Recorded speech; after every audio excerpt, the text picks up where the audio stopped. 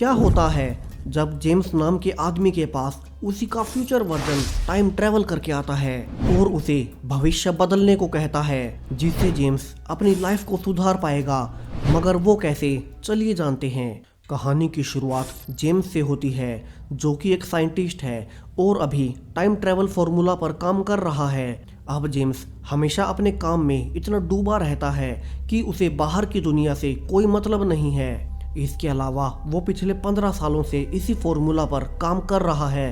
दरअसल 15 साल पहले जेम्स के साथ कुछ ऐसा हुआ था जिसे कि वो समय में पीछे जाकर बदलना चाहता है। अब जेम्स के घर कोर्टनी आती है। कोर्टनी और जेम्स एक ही लैब में काम करते हैं और दोनों एक दूसरे के अच्छे दोस्त भी हैं। कोर्टनी यहाँ जेम्स से कहती है कि उसे अपनी रिसर्च के पीछे इतना पागल नहीं होना चाहिए और अपनी हेल्थ का ध्यान रखना चाहिए। मगर जेम्स कहता है कि वो अपनी रिसर्च को पूरा करने के बहुत करीब है। अब कोर्टनी जेम्स को पसंद तो करती है, मगर उसे पता था कि जेम्स के लिए उसकी रिसर्च ही उसका सब कुछ है। तो वो उसे कहती है कि वो कुछ ही दिनों बाद हमेशा के लिए स्विट्जरलैंड शिफ्ट हो रही है, जहाँ से उसे ज्यादा अच्छे जॉब ऑफर्स आ रहे हैं। और इतना कहकर वो वहां से चली जाती है। अब जेम्स वापस से अपने घर के गैराज में आता है, जहां उसने घर पर ही काम करने की लैब बना रखी है। जेम्स यहाँ अपनी बहन मेरिडिथ के साथ रहता है। दोनों अकेले हैं क्योंकि 15 साल पहले इनके पेरेंट्स की एक प्लेन हादसे में मौत हो गई थी और इसी इवेंट को बदलने के लिए जेम्स इतने सालों से मेहनत कर रहा है और अब तक उसने अपने पेरेंट्स की अस्थियों को संभाल कर रखा हुआ है। मेरिडिथ जेम्स को कहती है कि कल उन्हें अपने पेरेंट्स की अस्थियों को विसर्जित कर देना चाहिए और अब जेम्स को भी उनकी मौत को भुलाकर लाइफ में आगे बढ़ जाना चाहिए, क्योंकि उस घटना को ऑलरेडी 15 साल बीत चुके हैं। मगर जेम्स ऐसा करने से मना कर देता है और वहां से बाहर चला जाता है।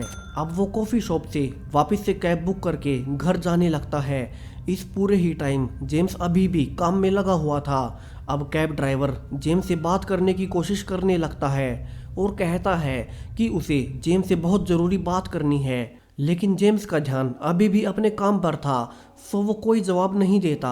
अब ड्राइवर एक सुनसान जगह पर कार रोक देता है। जेम्स कंफ्यूज था कि ड्राइवर ने यहाँ कार क्यों रोकी है। तभी वो पाता है कि कार के शीशे टूटे हुए हैं। जेम्स अपने काम में इतना डूब गया था कि उसने ये तक नोटिस नहीं किया। जेम्स समझ जाता है कि जरूर कुछ गड़बड़ है और वो कार से निकलकर भागने लगता है। ड्राइवर चिल्लाता भी है कि उसे उससे बस कुछ बात करनी है, मगर जेम्स उसकी एक नहीं सुनता और भागने की कोशिश करने लगता है।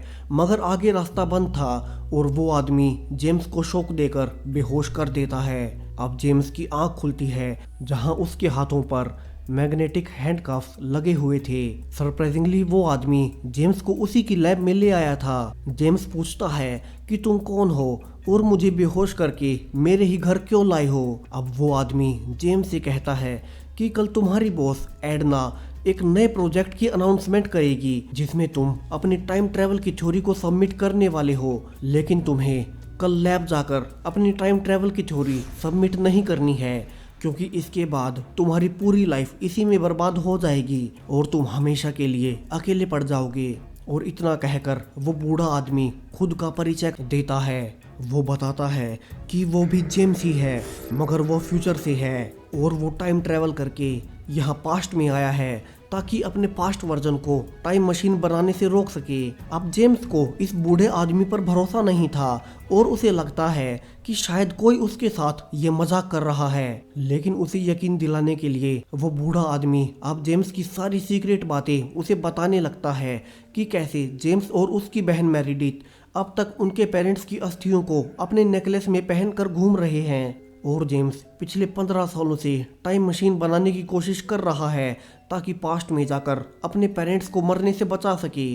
अब ये सब सुनने के बाद जेम्स को कुछ हद तक उस पर भरोसा हो चला था कि ये उसका ही फ्यूचर वर्जन है और उसने भविष्य में सक्सेसफुली टाइम मशीन बना ली होगी। लेकिन तभी वहाँ मेरिडिथ आ जाती है और कहती है कि उसने पुलिस को भी इस चोर को पकड़ने के लिए बुला लिया है। अब ये सुनने के बाद बूढ़ा जेम्स इस टाइमलाइन के जेम्स को अपना एड्रेस देकर वहाँ से भाग जाता है अब पुलिस जेम्स के घर पर आ चुकी थी, जहां जेम्स डिसाइड करता है कि वो इसके बारे में किसी को भी नहीं बताएगा और वो पुलिस को झूठ कहता है कि वो कोई चोर था और उसे उस पर कोई चार्जेस नहीं लगाने हैं। अब चूंकि जेम्स रिपोर्ट लिखवाने से मना कर रहा था, तो पुलिस ऑफिसर जेम्स को अपना नंबर देकर वहां से चली जाती है ताकि अगर उसका मन बदले तो वो पुलिस रिपोर्ट लिखवा दे। अब अगली सुबह कर्टनी जेम्स को उसे लैब ले जाने के लिए पिक करने आती है, जहां वो बताती है कि उसके पास फोन आया था कि उनकी बॉस कोई नई अनाउंसमेंट आज करने जा रही है और जेम्स को यह याद आता है कि ऐसी ही एक अनाउंसमेंट के बारे में फ्यूचर जेम्स ने उसे कल रात ही बता दिया था, यानी कि वो बूढ़ा आदमी जेम्स का फ्यूचर वर्जन ही है। अब लैब में जाकर वहीं सेम अनाउंसमेंट होती है। जेम्स सोचने लगता है कि उसे आगे क्या करना चाहिए। क्या उसे अपनी दोस्त कर्टनी को अपने फ्यूचर वर्जन के बारे में बता देना चाहिए कि वो फ्यूचर में टाइम मशीन बनाने वाला है, मगर वो डिसाइड करता है कि अभी वो इसके बारे में किसी को भी नहीं बताएगा और पहले अपने फ्यूचर वर्जन से मिलकर अपने पेरेंट्स को बचाने की सोचेगा। जेम्स यहाँ से लैब से निकलकर उसी एड्रेस पर जाता है जहाँ आने के लिए फ्यूचर जेम्स ने उससे कहा था। अब उससे फिर से मिलते ही जेम्स सवाल पर सवाल करने लगता है कि फ्यूचर कैसा होगा, उसने टाइम मशीन कब बनाई और वे कितने सालों तक पास्ट में जा सकते हैं। यहाँ जेम्स की आंखों में इतने सारे सवाल देखकर बूढ़ा जेम्स उससे कहता है कि सबसे पहले तो उसे शांत होना होगा और यहाँ से वो बताता है कि तुम्हें अभी से टाइम मशीन पर काम करना बंद करना होगा, क्योंकि तुम अपनी लाइफ का सबसे बहुमूल्य समय इस रिसर्च को दे रहे हो, वो समय जो कि फिर से लौटकर तुम्हारे पास नहीं आने वाला। आज से 12 साल बाद मैंने अपनी लैब की बॉस एडना के साथ मिलकर टाइम मशीन बना ली और टाइम ट्रेवल करके यहाँ पास्ट में आ गया। ओल्ड जेम्स ये भी कहता है कि अभी तक हम इस मशीन से सिर्फ पास्ट में जा सकते हैं, फ्यूचर में नहीं, यानी कि उसे भी अब इसी टाइम में जीना होगा। यहाँ यंग जेम्स खुश था कि फाइनली वो अब टाइम मशीन से अपने पेरेंट्स को पास्ट में जाकर बचा लेगा, मगर ओल्ड जेम्स कहता है कि ये उसका भ्रम है, क्योंकि किसी की भी मौत का होना टाइम में एब्सोल्यूट पॉइंट होता है और उसे कैसे भी करके बदला नहीं जा सकता। और जब तक उसे इसका एहसास हुआ तब तक उसने अपनी लाइफ का बहुत सारा टाइम खराब कर लिया था और तब तक उसकी बहन मेरिडिथ, उसकी दोस्त कर्टनी, सब लोग उसे छोड़कर जा चुके थे। सो वो अपने पास्ट में इस वक्त में इसलिए आया है ताकि यंग जेम्स को इस बार टाइम मशीन बनाने से रोक सके और इस बार का यंग जेम्स अपना पूरा समय अपनी फैमिली को खुद को दे और इसीलिए अब उसे पास्ट में जो हो चुका है उनके पेरेंट्स की मौत को भुलाकर आगे बढ़ना होगा। और अगर यंग जेम्स ऐसा ही करता है तो ओल्ड जेम्स खुद ब खुद इस टाइमलाइन से हट जाएगा, क्योंकि अगर यंग जेम्स कभी टाइम मशीन बनाएगा ही नहीं तो ओल्ड जेम्स पास्ट में कभी आ ही नहीं पाएगा। लेकिन यहाँ एक प्रॉब्लम थी, यंग जेम्स अभी भी अपने टाइम ट्रेवल के सपने को छोड़ने के लिए तैयार नहीं था। वो कहता है कि वो इस बार चीज़ों को अलग तरीके से करना चाहता है और इस बार अपनी रिसर्च के साथ साथ मेरिडिथ और कर्टनी का पूरा ध्यान रखेगा। अब ओल्ड जेम्स इसके लिए तैयार था, क्योंकि ऐसा होते ही वो अपने आप इस टाइमलाइन से हट जाएगा। ओल्ड जेम्स यहाँ से यंग जेम्स को लेकर लेक पर छोड़ देता है, जहाँ आज उसे अपनी बहन के साथ अपने पेरेंट्स की अस्थियों को विसर्जित करना था, मगर यंग जेम्स अभी भी इसके लिए तैयार नहीं था और वो वहाँ से चला जाता है। अब थोड़ी देर बाद जेम्स की बहन मेरिडिथ अकेली ही वहां आती है। उसे बुरा भी लगता है कि उसका भाई जेम्स उसके साथ यहाँ नहीं आया और वो अकेले ही अपने हिस्से की अस्थियों को विसर्जित कर देती है। अब शाम को जेम्स कर्टनी के साथ था, जहां फ्यूचर जेम्स भी आ जाता है और खुद को जेम्स का अंकल कहकर कर्टनी से मिलता है।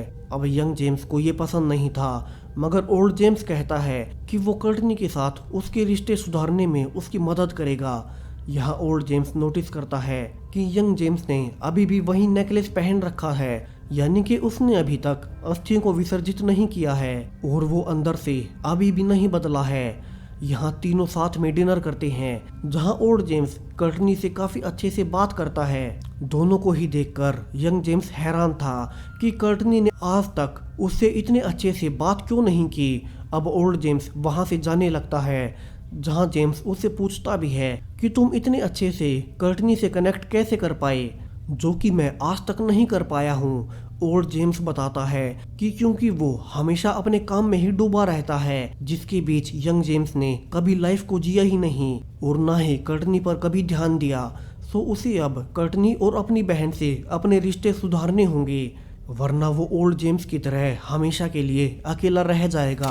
अब यंग जेम्स अंदर जाता है और कर्टनी से अच्छे से बात करने की कोशिश करता है, जिस पर कर्टनी भी उसे एक चांस देने को तैयार थी और वो उसके साथ कल डेट पर चलने को तैयार हो जाती है। यहाँ से यंग जेम्स खुश था और वो ओल्ड जेम्स से कहता है कि वो अब बदल रहा है और उसने कर्टनी के साथ डेट भी फिक्स कर ली है। मगर ओल्ड जेम्स कहता है कि शायद उसने अभी तक कुछ नहीं बदला है, क्योंकि ऐसा होते ही ओल्ड जेम्स इस टाइमलाइन से हट जाएगा। अब अगले दिन फिर से दोनों मिलते हैं, जहां ओल्ड जेम्स यंग जेम्स को मेडिटेशन सिखाता है, वर्तमान में जीना सिखाता है। यहाँ वो पूछता भी है कि कल तुमने मेरिडिथ के साथ अपने पेरेंट्स की अस्थियों को विसर्जित क्यों नहीं किया, जिस पर जेम्स कहता है कि वो अभी भी सोचता है कि वो टाइम में पीछे जाकर अपने पेरेंट्स को बचा लेगा और तब तक वो उनकी अस्थियों को अपने पास रखेगा। मगर ओल्ड जेम्स इस पर गुस्सा हो जाता है और कहता है कि वो उसे ऑलरेडी बता चुका है कि वो पास्ट में जाकर किसी की भी मौत को नहीं टाल सकते और उसने भी इसी में अपना पूरा जीवन खराब कर दिया। सो अब यंग जेम्स को उस घटना से आगे बढ़कर वर्तमान में जीना सीखना होगा। अब जेम्स घर आता है, जहां वो अपनी बहन मेरिडिथ से माफी मांगता है कि कल वो लेक पर नहीं आया। अब जेम्स रेस्टोरेंट में था, जहां वो कर्टनी के साथ काफी अच्छा टाइम बिताता है और कहता भी है कि अब से वो काम के साथ साथ उस पर भी पूरा ध्यान देगा, जिसे सुनकर कर्टनी काफी खुश भी थी। दोनों डिनर के बाद जेम्स के घर पर थे, जहां वे इंटीमेट होने ही वाले थे कि अचानक से जेम्स को रिसर्च से जुड़ा कोई फॉर्मूला याद आता है और वो कर्टनी को बीच में छोड़कर उसे लिखने लगता है।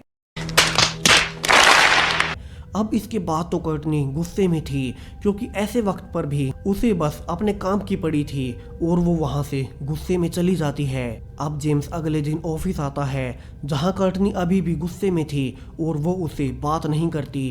तभी वहां ओल्ड जेम्स आता है और उसे पता चल चुका था कि यंग जेम्स अभी भी वैसा ही है और वो गुस्से में कहता है कि वो उसे और नहीं समझा सकता और अब वो उसके बॉस को ही जान से मार देगा, ताकि जेम्स कभी भी टाइम मशीन बना ही ना सके। यहाँ यंग जेम्स उसे किसी तरह से शांत करता है और कहता है कि वो उसे आखिरी मौका दे दे और वो अब से सब कुछ ठीक कर देगा। अब यंग जेम्स ओल्ड जेम्स से तंग आ चुका था, क्योंकि वो अपने फ्यूचर वर्जन की हर बात नहीं मान सकता था और वो प्लान बनाता है कि वो ओल्ड जेम्स को अपने रास्ते से हटा देगा और इस बार खुद से चीजों को अलग तरीके से करेगा और टाइम मशीन बनाकर अपने पेरेंट्स को बचा लेगा। यहाँ यंग जेम्स को अपना भविष्य पता था, उसे चेतावनी भी मिल चुकी थी कि वो इसके पीछे अपनी लाइफ बर्बाद कर लेगा, लेकिन उसे तो सिर्फ अपनी रिसर्च पूरी करने का भूत सवार था।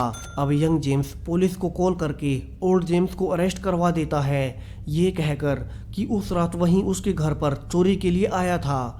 और यहाँ से जेम्स का रास्ता साफ था, वो अपनी बॉस से बात करके उसे सब कुछ सच सच बता देता है कि फ्यूचर में वे दोनों मिलकर टाइम मशीन बनाने वाले हैं। सो उन दोनों को अभी से इस पर काम शुरू कर देना चाहिए। और उसकी बॉस एडना भी कहती है कि वो कल ही इसकी अनाउंसमेंट भी कर देगी। जेम्स यहाँ से कर्टनी से भी मिलता है और उसे बताता है कि वो जल्दी ही इस लैब का पार्टनर बनने वाला है, मगर कर्टनी कहती है कि उसके लिए ये सब कुछ मायने नहीं रखता, क्योंकि जेम्स को सिर्फ अपने काम से प्यार है। अब ये सुनने के बाद जेम्स काफी परेशान था, उसे लगने लगता है कि क्या वो भी अपने फ्यूचर वर्जन की तरह कोई गलती तो नहीं कर रहा।